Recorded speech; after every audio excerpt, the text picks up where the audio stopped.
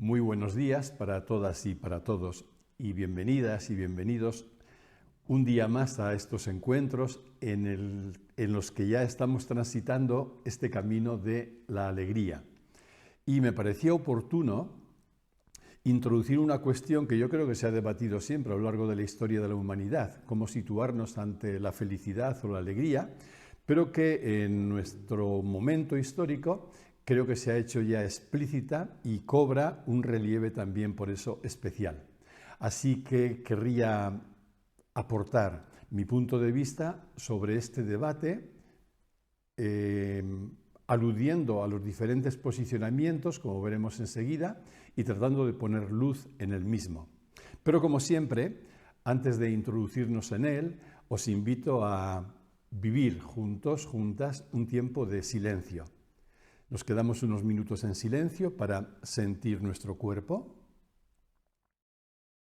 notar qué efecto produce en nosotros cuando sentimos el cuerpo, simplemente lo sentimos. Dentro del cuerpo, posteriormente, atendemos la respiración, el movimiento respiratorio tal como se hace en nosotros y notamos también los efectos que produce. Y en la medida en que va acallándose nuestra mente, tratamos de conectar con la alegría de fondo. La alegría entendida ahora como sensación, como puerta de entrada, sensación que detectamos en nuestro interior, en lo profundo de nuestro cuerpo, y ahí permanecemos un tiempo en silencio, sencillamente dejándonos impregnar por ella, para experimentar cómo la alegría en nuestro interior va cobrando espacio, va aumentando su volumen. Ahí nos quedamos y permanecemos un momento.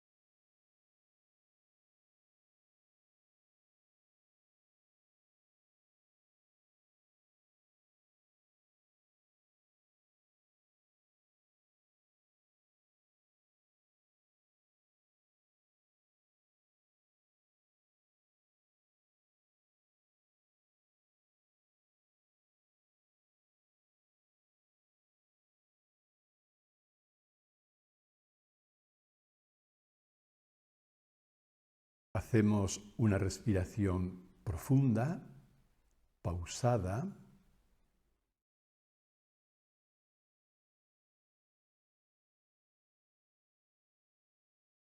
Vamos sintiendo nuestro cuerpo y poco a poco abriendo los ojos.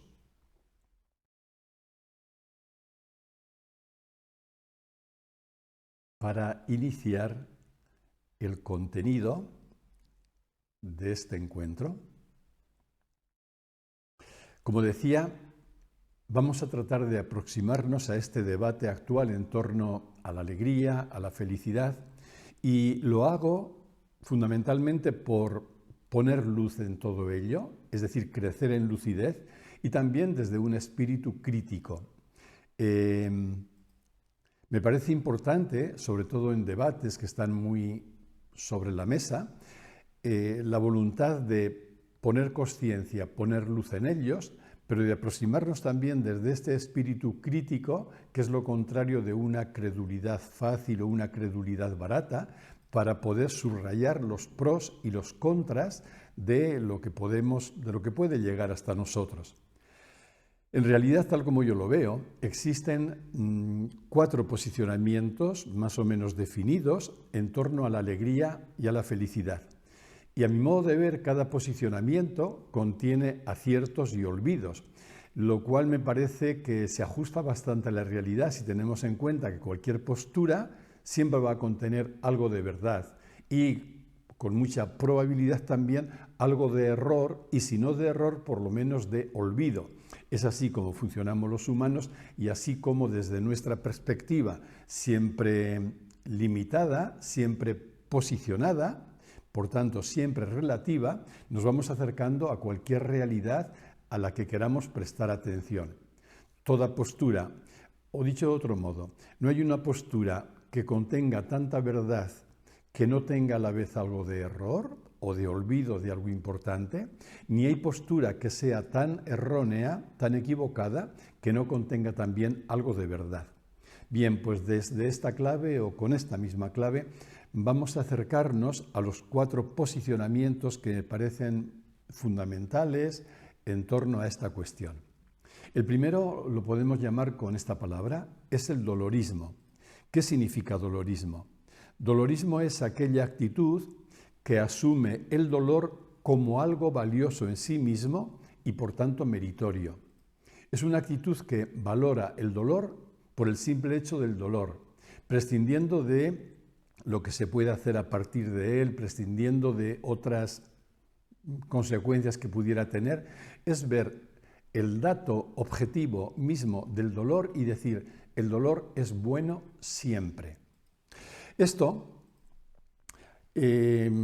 guarda mucha relación con el sentimiento de culpa, porque desde chiquititos el niño aprende fácilmente a sentirse culpable, en concreto cuando sufre, pero también de la mano del sentimiento de culpa aprende que necesita expiarlo o que necesita redimir o reparar aquello de lo que se siente culpable. Y pronto aprende también que parece que el camino adecuado para reparar o expiar la culpa es el dolor. El dolor y asociado al dolor, el castigo. El otro día hablaba de cómo está extendida también en nuestra cultura, en nuestra sociedad, la creencia en el castigo y el creer que el castigo también es algo bueno que nos ayuda en nuestro crecimiento y en nuestra transformación. Yo creo que en concreto aquí el dolor se asocia por un lado a la culpa y por otro lado al castigo como modo de reparar aquella culpa también. Indudablemente esta visión del dolor ha sido bastante potenciada por la religión y en concreto por la religión que se ha extendido más en nuestro entorno sociocultural, porque la religión esta justamente ha cargado las tintas tanto en el tema de la culpabilidad como en el tema del dolor.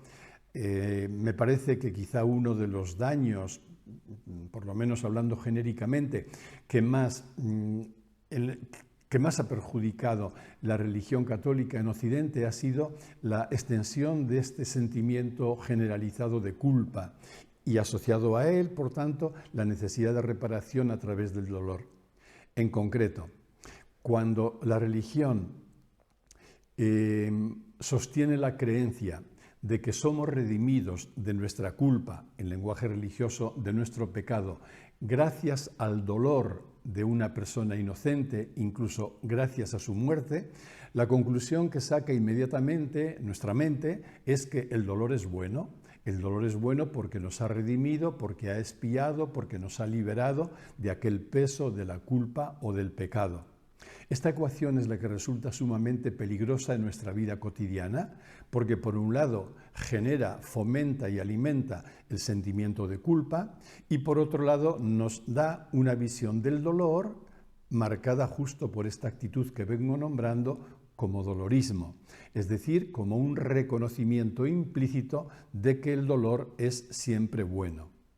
La consecuencia es que cuando una persona entra en esta lectura, fácilmente se ve inducida su vida o entra su vida en un tono de tristeza, de culpa, de miedo, de pesadumbre, que dificulta la alegría de vivir, ciertamente. Yo no puedo estar dejándome sentir el peso de la culpa, la necesidad de la expiación constante y, por tanto, el peso del dolor y, al mismo tiempo, permitir o favorecer el crecimiento, la expansión de la alegría o de la felicidad.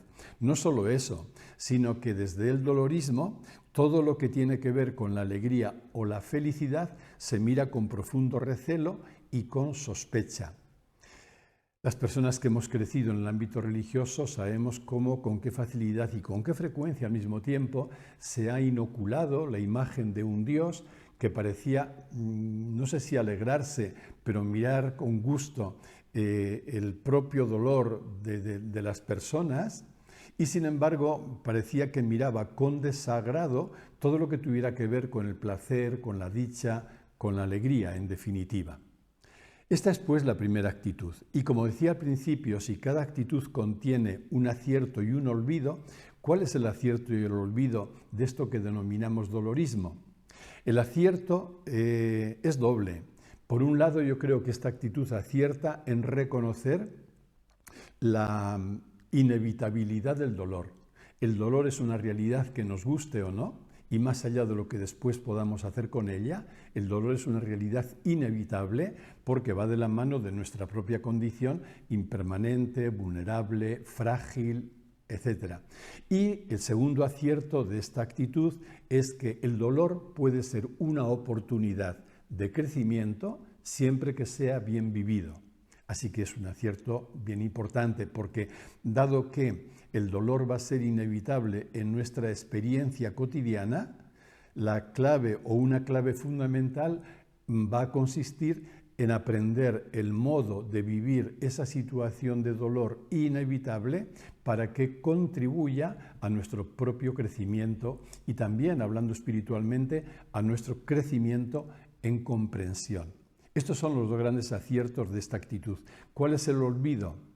El olvido o si me permitís, el error de la actitud es afirmar la bondad del dolor por sí mismo. El dolor nunca es bueno, ni en uno mismo ni en los demás. El dolor como tal es una realidad a evitar o a eliminar o a trascender o a superar.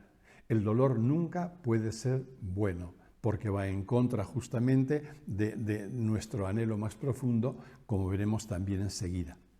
Esta sería pues la primera actitud o el primer posicionamiento que se suele o que se puede adoptar en este debate.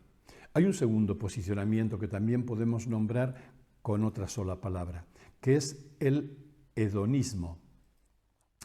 Si el dolorismo aparece vinculado a la culpa y a la necesidad de expiarla o de redimirla, el hedonismo mantiene vínculos estrechos con el narcisismo.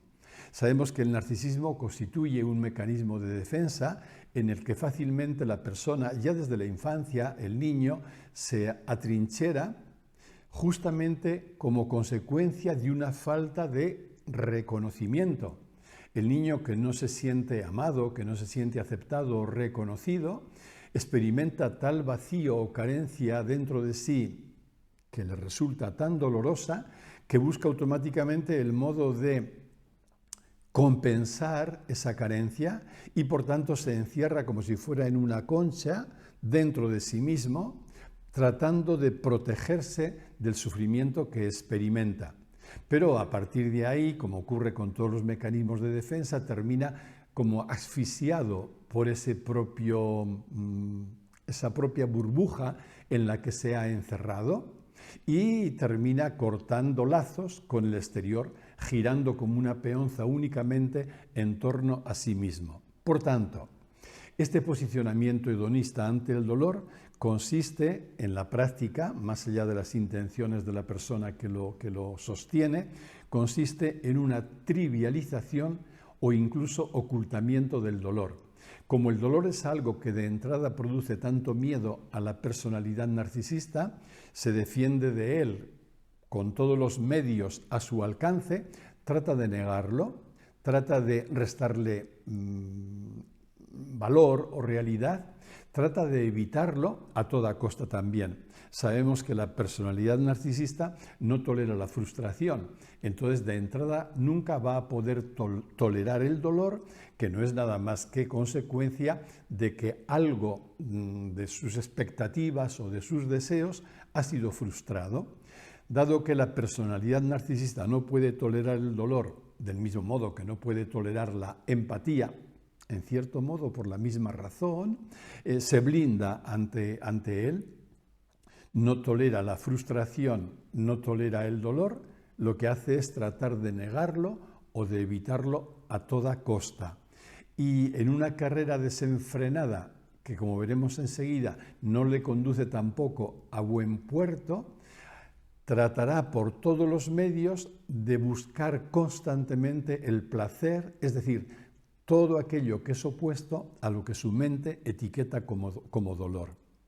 Esto hace que la personalidad narcisista se aleje de la realidad y viva en lo que vulgarmente decimos los mundos de Yuppie. Los mundos de Yuppie, que es una realidad totalmente ficticia, ya que, como vengo diciendo desde el inicio, el dolor constituye algo totalmente inevitable en nuestra condición humana. En cuanto yo quiero vivir en una realidad en la que no esté presente el dolor, ya me he evadido, ya me he construido una realidad absolutamente ficticia que no existe nada más que en mi imaginación, una realidad ilusoria. Por eso, el hedonismo está evidentemente condenado al fracaso. Antes o después, toda postura hedonista va a acabar en la frustración. Frustración que será como una llamada a la realidad, que será por tanto un toque de humildad y que podrá hacer ver a la persona, si no está demasiado ciega o a veces puede necesitar caer en esta frustración una y otra vez para terminar aceptando que el posicionamiento hedonista de entrada no puede conducir nunca a buen puerto. En realidad lo que se produce aquí es aquello que nombrábamos en la sesión anterior como la noria hedonista. La noria hedonista que asegura e incrementa el sufrimiento. Es algo que resulta paradójico, pero que está al alcance de cualquiera experimentarlo muy rápidamente. Es ver que cuanto más yo persigo el placer por encima de cualquier otra cosa, cuanto más persigo el estar bien siempre, constantemente, esa misma persecución de un bienestar permanente me está asegurando e incrementando, paradójicamente, el sufrimiento que trato de evitar. Es la definición de lo que es la llamada noria hedonista. Es la búsqueda del placer a toda costa que empieza desde la ansiedad. Ansiedad es el hambre de estar bien por encima de cualquier cosa y que desemboca o termina siempre en la frustración. Por tanto, la noria hedonista se mueve entre estos dos extremos. La ansiedad inicial, que me acelera por dentro para evitar todo lo que tiene color doloroso y perseguir el placer a toda costa, y la frustración final, que desemboca en la decepción de ver que no he conseguido aquello que esta supuesta noria me estaba prometiendo. No hay ningún objeto que pueda colmarnos en nuestra búsqueda ansiosa, no hay ningún objeto que pueda satisfacernos, por la sencilla razón de que todo objeto es impermanente y lo que es impermanente nunca puede saciar nuestro anhelo. Y recordaba también en el encuentro anterior algo que repito de nuevo ahora, es aquel dicho, parafraseando a Freud, según el cual lo que puede satisfacerse en cualquier momento está llamado a extinguirse en la propia satisfacción. Es decir, nada que yo pueda satisfacer me va a colmar, va a saciar mi anhelo, porque en cuanto satisfaga eso, se extingue lo que yo perseguía y voy a quedarme con la misma ansiedad que tenía al inicio. Esto hace que el deseo de felicidad, cuando se vive en esta clave hedonista, se convierta en una trampa, que será una de las cosas, luego veremos, que se denuncia desde otro posicionamiento que analizaremos a continuación. En concreto, si en el dolorismo la alegría quedaba proscrita, porque cuando yo afirmo que el dolor es bueno en sí mismo, automáticamente hago una cruz a la alegría, la dicha o la felicidad. Si en el dolorismo queda proscrita la alegría, en el hedonismo resulta radicalmente deformada. Se convierte en una quimera puramente narcisista.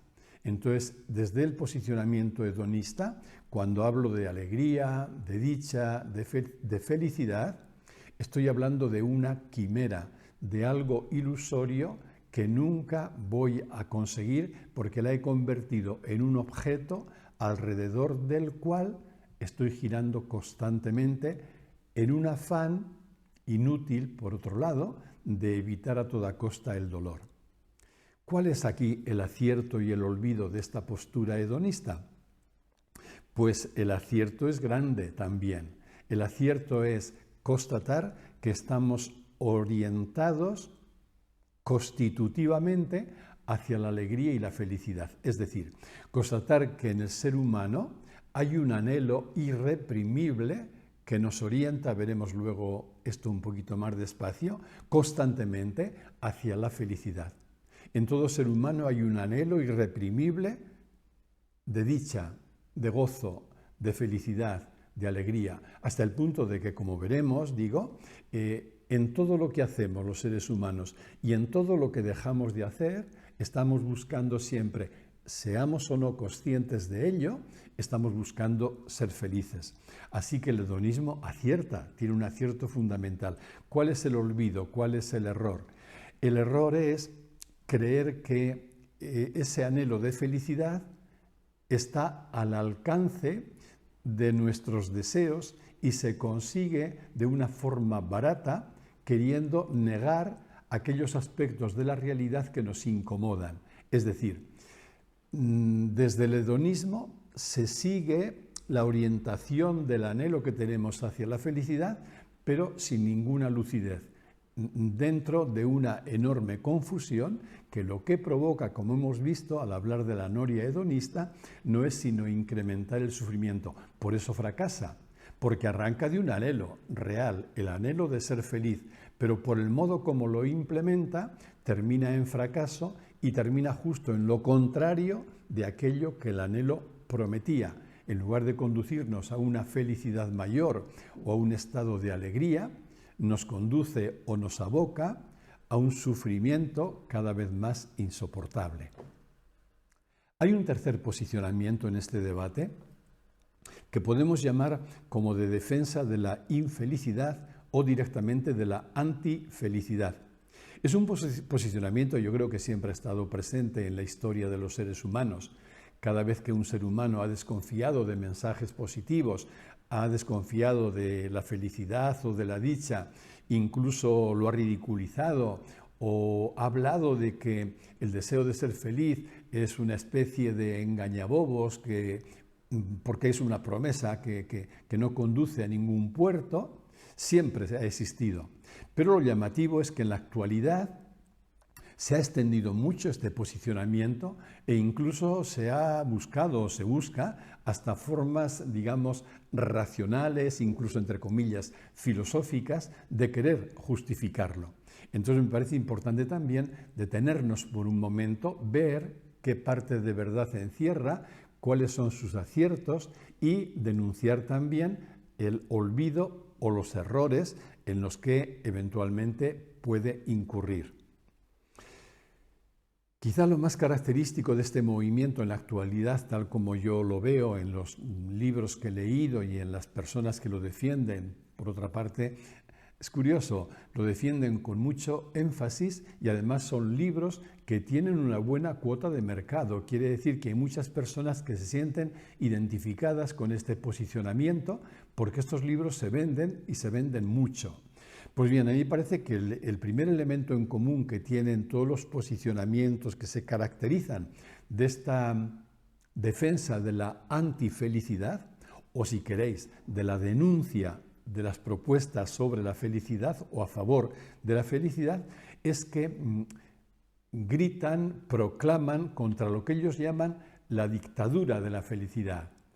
Y se refieren con esta expresión dictadura de la felicidad a esa, dicen ellos, obligación que parece que se nos impone de que tenemos que sentirnos siempre bien en esta cultura nuestra del llamado bienestar, tenemos que sentirnos siempre felices y que si yo no me siento bien o no me siento feliz es porque o soy tonto o no estoy poniendo los medios adecuados para ellos.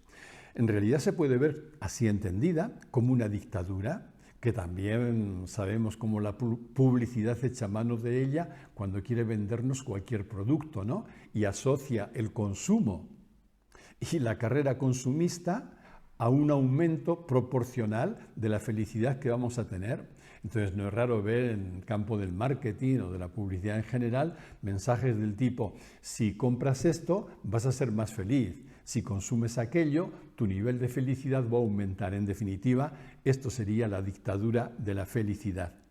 ¿Qué ocurre? Cuando alguien entra en esta dictadura pueden ocurrirle dos cosas que son en principio las que nos hacen rebotar contra ella y que yo creo que en cierto modo, yo por lo menos las percibo en todos los libros y en todos los textos que se rebelan contra la proclamación de la felicidad o que defienden la postura genéricamente llamada de defensa de la infelicidad. ¿Cuáles son esas dos consecuencias? Primero, el ver la felicidad como algo que debes tener, es decir, la exigencia. Y entonces todo lo que sea exigencia a una persona mínimamente sensible le tiene que rechinar. ¿Por qué yo voy a estar obligado a ser feliz? ¿Por qué se me exige ser feliz? Hay algo ahí que incluso a la mente más elemental no le cuadra, ¿no? Este es un factor que hay. Y el otro factor es la culpa por aquello que decía antes. Si te venden la felicidad como un producto barato al alcance de la mano y yo, por otro lado, no me siento feliz, pues no me queda otra nada más que sentirme tonto o culpable. Me siento tonto porque me estoy perdiendo algo aparentemente muy simple que me permitiría ser feliz y no lo consigo, o me siento culpable porque no estoy poniendo los medios que me garantizarían la felicidad. Esto explica, yo creo, que antes de cualquier otra justificación, todos los que hacen proclamas a favor de la infelicidad o de la antifelicidad estén en cierto modo condicionados por ellos. Porque ocurre también otra cosa. Traigo aquí, por ejemplo, la referencia de Alejandro Cencerrado, que por otra parte es un hombre al que aprecio también en sus planteamientos. Este es físico, es experto en estadística y trabaja en el Instituto de la Felicidad de Copenhague. Es uno de los referentes de este posicionamiento de defensa de la infelicidad al que me estoy refiriendo. Y en uno de sus escritos más recientes le ha puesto este título: El engaño de la perfección, lo que no te cuentan los gurús de la felicidad. Y es curioso porque justamente en el mismo título de este texto, es un texto relativamente breve, me parece que pone de relieve el rebote que produce esa proclamación barata de la felicidad, porque parece que identificará el ser feliz con ser perfectos, con alcanzar la perfección. Dado que no hay ser humano que pueda alcanzar la perfección, porque lo humano y lo perfecto no caben juntos aquí tampoco, como yo veo que no puedo nunca alcanzar un estado de perfección, entonces rechazo también el mensaje de felicidad que me quieren vender. Quizá a Alejandro Cencerrado habría que decirle que lo que se está anunciando nunca es la perfección, que nunca está a nuestro alcance. Por tanto, siempre que nos vendan un mensaje de perfección nos están engañando, ineludiblemente, sino que de lo que se está hablando es de un mensaje de felicidad que, eso sí, veremos está a nuestro alcance. En cualquier caso, lo que hacen estos defensores de este posicionamiento es luchar contra lo que ellos entienden con toda razón, desde mi punto de vista, como una banalización, como un abaratamiento de lo que tiene que ver con la dicha, con la alegría o con la felicidad. Y en concreto critican de manera precisa tanto el llamado pensamiento positivo como los llamados libros de autoayuda. El pensamiento positivo no entendido como una corriente psicológica seria, crítica, lúcida, sino ese pensamiento pues de que todo es fácil de conseguir a poquito que lo intentes y que se ve plasmado en estos libros de autoayuda. ¿Por qué la crítica? Pues lo critican por tres motivos. En primer lugar, porque según ellos alientan promesas fáciles. Serían títulos, por ejemplo, en libros de autoayuda como «Sea usted feliz en 10 días», ¿no? O «Cómo ser feliz» con recetas. En segundo lugar, también prometen resultados rápidos, que es lo que también en nuestra cultura y sociedad vamos persiguiendo, algo tangible y al mismo tiempo inmediato, ¿no? Y esto lo hacen a partir de recetas, en algunos casos, absolutamente simplonas. Estoy totalmente de acuerdo en estas críticas, por tanto comparto la postura de quienes se posicionan en defensa de la infelicidad si se quedaran aquí, porque también creo que es falso, es poco honesto incluso alentar promesas fáciles en un terreno tan complejo, tan sutil por otro lado.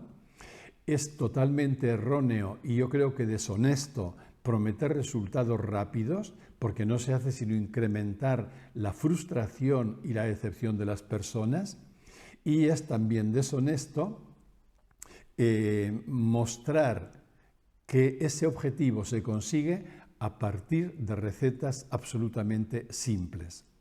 En realidad, todo ello no son nada más que ilusiones, humo que se vende y que va a terminar siempre en frustración. ¿Por qué? La alegría y la felicidad nunca pueden ser resultado de recetas facilonas o de recetas simplonas. Estamos hablando de algo sumamente complejo, sumamente profundo, porque está tocando nada menos que nuestro anhelo más radical, como veremos a continuación, y es una pena que al tocar esta realidad básica, fundamental y profunda, se queden quienes venden este tipo de ofertas en la más vulgar superficialidad. No, la felicidad, la dicha, la alegría no es fruto de una receta, no se consigue con una receta simplona, es fruto de una vida integrada y desplegada. Como decían los clásicos, también nuestros clásicos griegos, entre otros, la felicidad es fruto de una vida virtuosa, entendiendo la virtud no como también desde una perspectiva moral a veces se ha entendido, sino entendiendo la virtud como expresión de una vida integrada, de una vida unificada, que precisamente por estar integrada y unificada se despliega en beneficio, a favor y en servicio de los demás. Una vida integrada y desplegada es la mejor garantía de una vida feliz. No hay recetas simplonas que esto lo puedan sustituir. Por tanto, las críticas de este posicionamiento, a mi modo de ver, aciertan completamente cuando denuncian lo que podemos llamar la trivialización de la alegría y de la felicidad. Es decir, si os dais cuenta, estas ofertas están convirtiendo la felicidad en un objeto de consumo. Es algo que podrías conseguir en el súper. Vas al súper, igual que llenas la canasta con las cosas que necesitas para alimentarte, te prometen llenarla también con un objeto que se llama felicidad. El engaño no puede ser mayúsculo y desde este punto de vista entiendo perfectamente y comparto el enfado de estos detractores de la felicidad. Luego veremos cuál es, a mi modo de ver, su error. Su error consiste en confundir el bebé con el agua sucia de la bañera. Entonces tiran el agua sucia de la bañera, que son estas recetas simplonas que venden la felicidad como si fuera un artículo de consumo al alcance de cualquiera. Eso hay que criticarlo, pero sin darse cuenta quizá, junto con el agua sucia de la bañera, tiran al bebé. ¿Qué es el bebé? El bebé es nuestro anhelo, decía antes, irreprimible hacia la felicidad. Entonces, como me están vendiendo una cosa que no es ni siquiera honesta, no es acertada, entonces yo renuncio a todo lo que me venden y estoy tirando también, junto con la oferta, estoy tirando el contenido valioso. Es decir, me parece que esta crítica no tiene en cuenta todo lo que somos, porque ignora nuestra dimensión profunda. Claro, está criticando esa oferta barata que nos quieren vender, pero sigue ignorando que sin embargo en nosotros hay un anhelo, hay una dimensión que está clamando constantemente. Así que, tal como lo plantean los autores de este posicionamiento, da la impresión de que no nos queda otra alternativa nada más que vivirnos a merced de las emociones que se despierten en nosotros. Dado que ya renuncio a la felicidad que me están ofreciendo, que me están vendiendo, no me queda otro camino. Bueno, pues me conformo con el bienestar que me sea fácilmente asequible y lidiaré con las emociones que en cada momento se me puedan despertar, nada más. Es decir, en esos planteamientos, como decía, son varios los libros y además de mucha tirada que se difunden ampliamente, lo que echo de menos es que no se planteen cuál sería o cuál es la actitud ajustada en situaciones de infelicidad, sobre todo para no vernos condenados a reducirnos a ella. Hay situaciones en la vida de todo ser humano en las que se hace presente el dolor con mucha frecuencia. Hay situaciones en las que nos experimentamos no felices. Bien, aquí la pregunta sería, ¿qué puedo hacer yo en estas situaciones objetivamente dolorosas y que tienen una carga de infelicidad? Y me parece, o yo al menos no he encontrado esta pregunta y mucho menos la respuesta a la misma en los libros que denuncian esas ofertas baratas de felicidad. Y esto justamente es lo que echo de menos.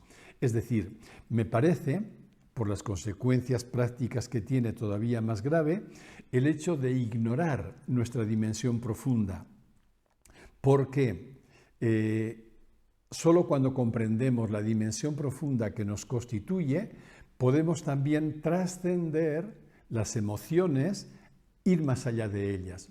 No se trata de negar las emociones dolorosas de todo tipo o de emociones que tienen un color de infelicidad, de tristeza o de pena. No se trata de negarlas. Hay que aceptarlas, hay que integrarlas, hay que aprender de ellas, pero el ser humano es capaz de trascenderlas. Y creo que este es el gran olvido en este posicionamiento. Por eso yo creo que esto les impide reconocer la felicidad, entendida no ya como un estado anímico. En ese sentido veíamos, en cuanto a estado de ánimo, es impermanente y fluctúa la felicidad o la alegría, sino creo que se están privando de entender la felicidad como un estado de ser.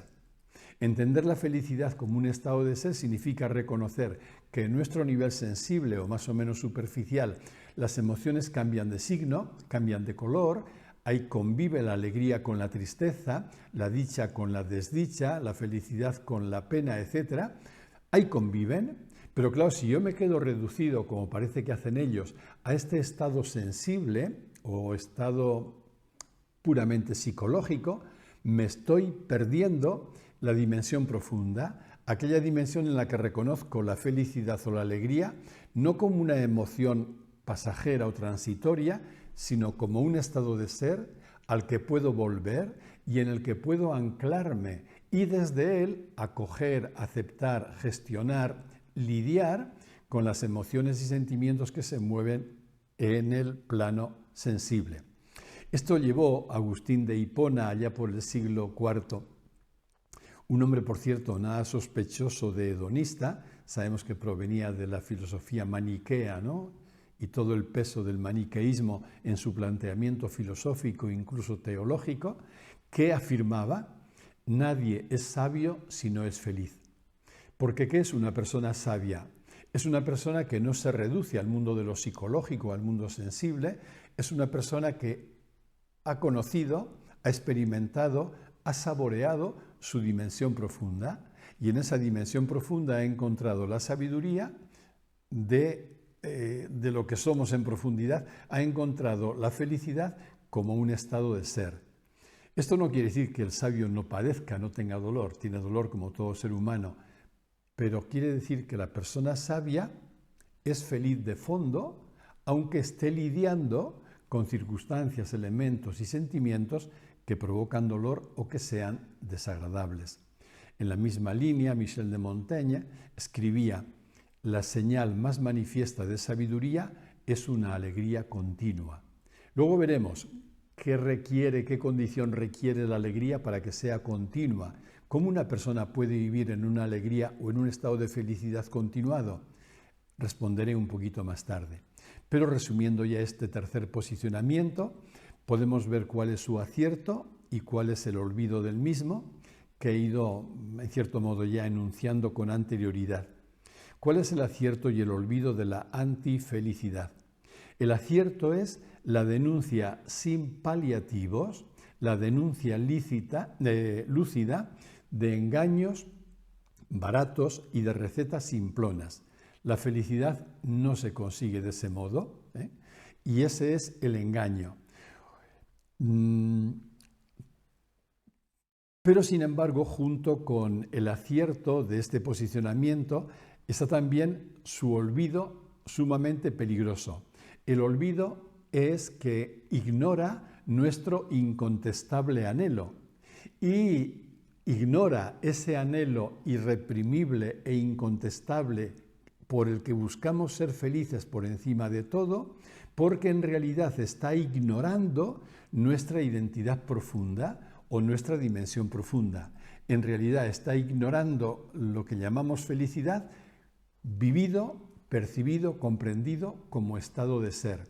Quiere decir que, en cierto modo, estos posicionamientos que defienden la antifelicidad, en cierto modo, son posicionamientos reductores que en cierto modo, nos castran porque cortan en nosotros una dimensión absolutamente básica y fundamental, la dimensión profunda.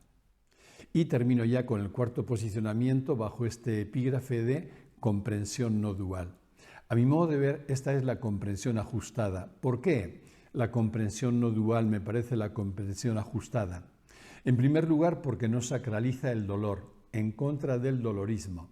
El dolor no se ve en ningún momento como algo bueno. En segundo lugar, no trivializa el sufrimiento ajeno. No le quita valor, no le quita importancia, lo toma en serio. En tercer lugar, no confunde la alegría con un estado emocional pasajero. Sabe que eso es un estado anímico, pero nada más que un estado anímico, por tanto, transitorio e impermanente. Y no hace de su defensa un negocio rentable dentro del mercado neoliberal. No vende la felicidad como un producto de consumo barato, no.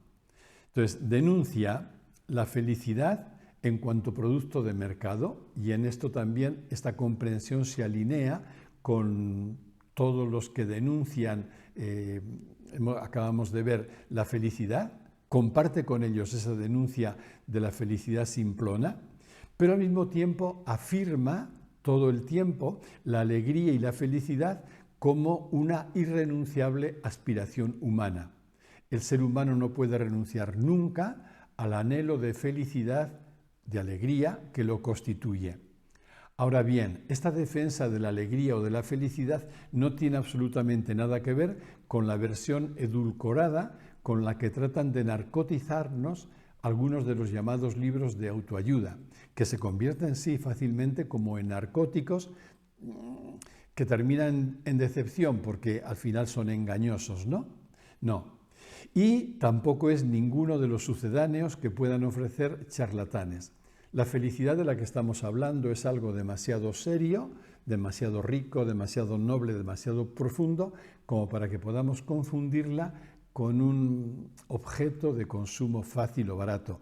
La felicidad de la que hablamos es nada menos que un estado de ser, o dicho todavía con más rotundidad, es la verdad de lo que somos. La felicidad no es algo que vamos buscando, aunque luego en nuestra persona así lo experimentemos. La felicidad es lo que somos. Por tanto, hablar de felicidad es hablar nada menos que de nuestra identidad. ¿Qué me quieren vender cuando me la presentan como un objeto de consumo? Me están engañando desde el propio inicio. Por eso, lo que hace imposible la felicidad es nada más y nada menos que ignorar u olvidar lo que somos. En cuanto yo desconecto de lo que soy, ya he entrado en un camino de infelicidad y de sufrimiento. Es así, no hay recetas fáciles porque solo hay un camino de la felicidad. Dado que la felicidad coincide con mi identidad, el único modo de poder vivir en aquella felicidad continua de la que hablaba Montaigne, el único modo es vivir en conexión con mi verdadera identidad. Por tanto, no se trata de buscar la felicidad ni de perseguirla hablando con rigor, sino sencillamente de dejarse encontrar por ella. La felicidad está ahí todo el rato. Felicidad es otro nombre de lo que somos. Lo que yo tengo que hacer es dejarme encontrar por ella, quitando los obstáculos que me impiden verla, que me impiden saborearla, que me impiden, en definitiva, vivirme en conexión con ella. Ahora bien, este encuentro tiene algún requisito. Para empezar requiere silencio, silencio mental, un silencio que me permita trascender la mente e ir un poquito más allá de ella. ¿Por qué? Porque la mente solo puede ver objetos. La mente convierte también la felicidad en un objeto, y creemos que somos felices cuando almacenamos objetos en los que hemos proyectado la respuesta a nuestro anhelo de felicidad o de dicha. No, es preciso acallar la mente para poder acceder a nuestra identidad profunda y descubrir la felicidad como un estado de ser, como lo que somos. Al silenciarse las voces mentales, las voces emocionales, lo que queda es presencia consciente, comprensión lúcida, plenitud, queda la felicidad que somos, queda esto que llamamos nuestro estado de ser, queda la felicidad como estado de ser. En definitiva, queda lo que somos. Requiere también otra cosa. Requiere o implica el poder encontrarnos con la felicidad que somos, requiere estar dispuestos a incluir en la felicidad todo tipo de situaciones. Y sobre esto hablábamos también en el encuentro anterior. Si yo quiero quitar de la felicidad, de mi vivencia de la felicidad, determinadas situaciones, por ejemplo, situaciones de enfermedad, situaciones de conflicto, situaciones de frustración, si yo quiero que eso no esté en mi vida, automáticamente estoy alejándome de mi verdad. Por lo tanto, me estoy alejando también de la felicidad. Para vivir en un estado de felicidad continua, necesito integrar en la felicidad o en la alegría cualquier situación que me pueda ocurrir. Todo lo que me sucede puede quedar integrado ahí. Y requiere igualmente vivirse alineado con lo que es decir, con lo que somos, alineados con la vida.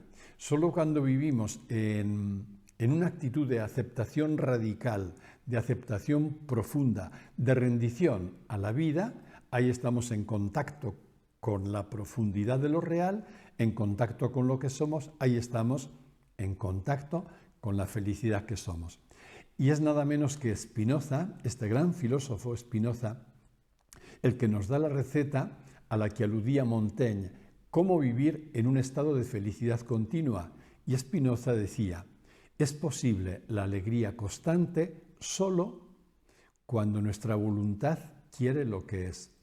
No hay otro camino y no hay otra receta simplona.